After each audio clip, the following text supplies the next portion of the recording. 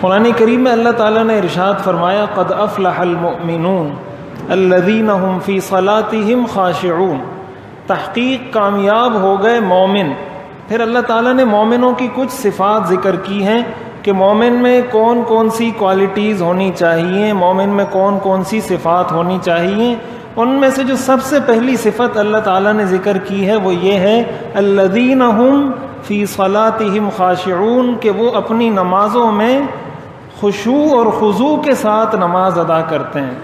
تو مومن کی پہلی صفت قرآن کی اس آیت کے مطابق یہ ہے کہ اس کی نماز میں توجہ ہوتی ہے، اس کی نماز میں سکون ہوتا ہے، اس کی نماز میں اللہ کی طرف دھیان ہوتا ہے۔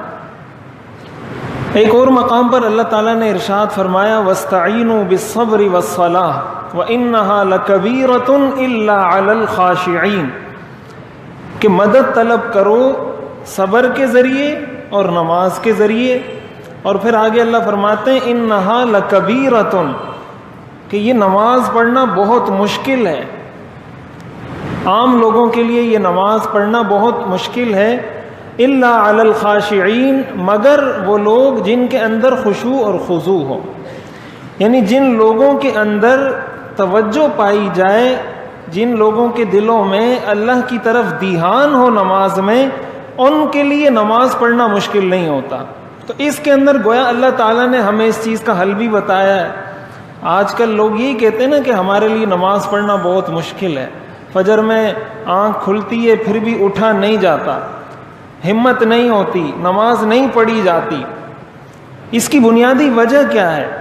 دیکھیں، جب انسان اللہ کے سامنے نماز پڑھتا ہے، سجدہ کرتا ہے، اگر وہ اس تصور کے ساتھ نماز پڑھے گا کہ اللہ تعالیٰ میرا خالق ہے، اللہ تعالیٰ میرا مالک ہے، اللہ نے مجھے پیدا کیا ہے اور میری ہر ضرورت کو پورا کرنے والا ہے اور مجھ پر بہت مہربان ہے، جب یہ تصور انسان کے ذہن میں ہو، دیکھیں بچہ پریشان ہوتا ہے نا تو ماں کی طرف وہ دوڑتا ہے، تو ماں کی طرف دوڑنا اس پر بھاری نہیں ہوتا۔ آپ بچے کو تھپڑ لگائیں، وہ فوراً جائے گا اپنے ابو کے پاس، فوراً جائے گا اپنی امی کے پاس۔ اب یہ امی کے پاس جو وہ جا رہا ہے، ابو کے پاس جو وہ جا رہا ہے، اس لیے کہ وہ یہ سمجھتا ہے کہ میرا ابو مجھ پر بہت مہربان ہے، میری والدہ مجھ سے بہت محبت کرتی ہے، تو میں امی کی ان کے پہلو میں چلا جاؤں گا، باپ کے پہلو میں چلا جاؤں گا تو مجھے وہاں سے شفقت ملے گی اور مجھے وہاں راحت اور اطمینان ملے گا، تو وہ دوڑ کے جاتا ہے وہاں پر۔ اس کے لیے یہ مشکل نہیں ہوتا کہ ابھی کون امی کے پاس جائے گا، ابھی کون ابو کے پاس جائے گا۔ کیوں؟ اس لیے کہ یہ تصور اس کے لاشعور میں بیٹھ گیا ہے، یہ چیز اس کے ذہن میں بیٹھ گئی ہے کہ میرا والد یا میری والدہ مجھ سے محبت کرتے ہیں۔ اگر یہی تصور ہمارے ذہنوں میں، زبان سے تو ہم کہتے ہیں اللہ تعالیٰ 70 ماؤں سے زیادہ مہربان ہے، لیکن یہ حقیقت اگر ہمارے دلوں میں اتر جائے کہ بھائی مجھے زندگی میں کوئی بھی پریشانی ہو، کوئی بھی ٹینشن ہو، آ کے ذرا اللہ کے سامنے ایک سجدہ کریں، دل سے سارے غم دھل جائیں گے، ساری پریشانیاں ختم ہو جائیں گی۔ یہ ایک سجدہ جسے تو گراں سمجھتا ہے، 1000 سجدوں سے دیتا ہے آدمی کو نجات۔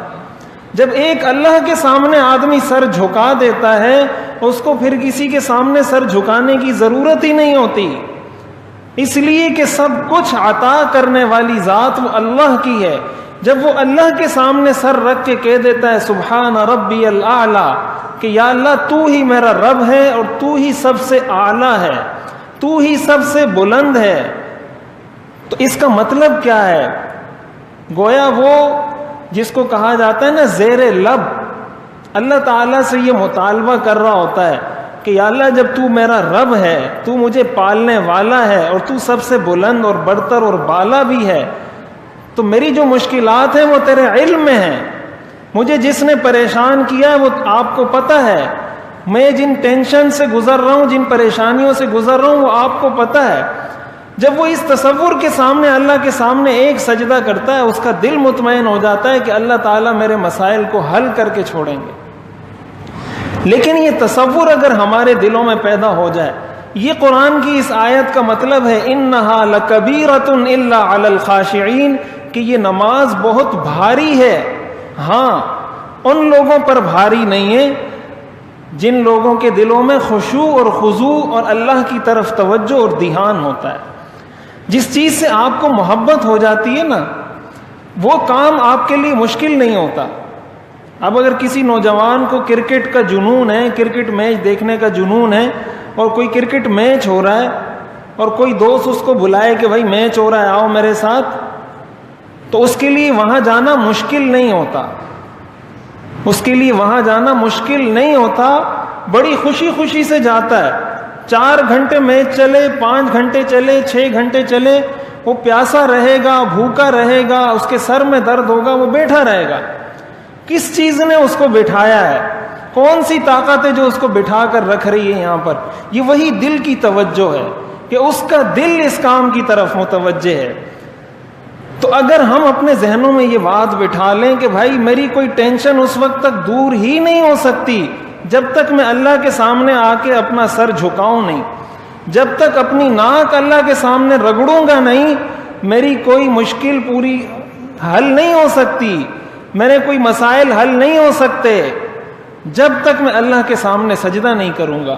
تو ایک تو ہم اپنے ذہن میں یہ تصور بٹھائیں، ہم جب پڑھتے ہیں الحمدللہ رب العالمین الرحمن الرحیم، تو یہ ہم تھوڑا سوچ کے پڑھیں کہ الرحمن کا کیا مطلب ہے، الرحیم کا کیا مطلب ہے۔ یعنی اللہ تعالیٰ کی ذات تو وہ ذات ہے جو اپنے فرما بردار بندوں کو تو کیا، اپنے نافرمان بندوں کو بھی انعامات سے نوازتی ہے۔ جو لوگ اس دنیا میں اللہ کا انکار کرتے ہیں، کیا اللہ ان کو رزق نہیں دیتے؟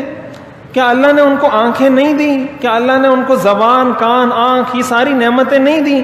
کیا ان کو اللہ تعالیٰ رزق نہیں دے رہے؟ کیا ان کو اللہ تعالیٰ نے آسمان کا سایہ اور زمین عطا نہیں کی؟ جتنی نعمتیں ہیں اللہ تعالیٰ نے ان کو عطا کی ہیں، اور ہم تو زندگی کا 1 سیکنڈ اللہ کے بغیر نہیں گزار سکتے، اللہ کی رحمت کے بغیر۔ اگر اللہ چاہے اور یہ سانس اندر کی اندر رک جائے، باہر کی باہر رک جائے۔ لوگ کہتے ہیں نا کہ بعض اوقات جب کوئی پریشان ہوتا ہے تو ہم لوگ بسا اوقات کفریہ کلمات زبان سے نکالتے ہیں کہ اللہ کو میں ہی نظر آ گیا ہوں، یعنی اس کا مطلب اللہ نے آپ کے ساتھ کوئی احسان نہیں کیا۔ اگر اللہ ابھی آپ کی یہ سانس روک دے یا اسی زبان کو تالا لگا دے جس زبان سے یہ شکوہ کر رہے ہیں، پھر کیا کریں گے؟ تو ہر وقت ہم پر اللہ کی بے شمار رحمتیں برس رہی ہیں۔ تو ہم اپنے ذہن میں اس چیز کو رکھیں کہ اپنے محسن کا انسان شکریہ ادا کرتا ہے، اور اللہ تعالیٰ کا شکریہ یہی ہے کہ اللہ کے سامنے آ کے سجدہ کرے، اور ظاہر ہے اللہ کے سامنے سجدہ کرنے سے اللہ کی عظمت میں اضافہ نہیں ہوتا۔ حدیث شریف میں آتا ہے، صحیح حدیث ہے، لو ان اولکم وآخرکم وانسکم وجنکم قاموا فی صعید واحد فسألونی فأعطیت کل واحد مسألته ما نقص ذلك مما عندی الا کما ينقص المخیط اذا ادخل البحر۔ اللہ تعالیٰ فرماتے ہیں تمہارے پہلے کے لوگ، تمہارے بعد کے لوگ، سارے انسان، سارے جنات، ساری مخلوقات جمع ہو کر مجھ سے مانگنا شروع کرے، میں سب کو ان کی ہر مطلوبہ چیز عطا کر دوں، میری کبریائی میں، میرے خزانے میں اتنا فرق بھی نہیں آتا جتنا سمندر میں ایک سوئی کو ڈبونے کے بعد نکالا جاتا ہے، تو سمندر میں اس سوئی کے ڈبونے سے جتنی کمی ہوتی ہے میرے خزانے میں اتنی کمی بھی نہیں ہوتی۔ اور اللہ تعالیٰ فرماتے ہیں کہ اگر یہ تمہارے سارے لوگ، ساری مخلوقات جمع ہو کر میری تابعداری کرنے لگ جائے تو میری کبریائی میں، میری عظمت میں ذرہ برابر اضافہ نہیں کر سکتے، اور اگر ساری دنیا کی مخلوقات میری نافرمانی میں لگ جائیں تو میری عظمت اور میری خدائی میں ذرہ برابر کمی نہیں کر سکتے۔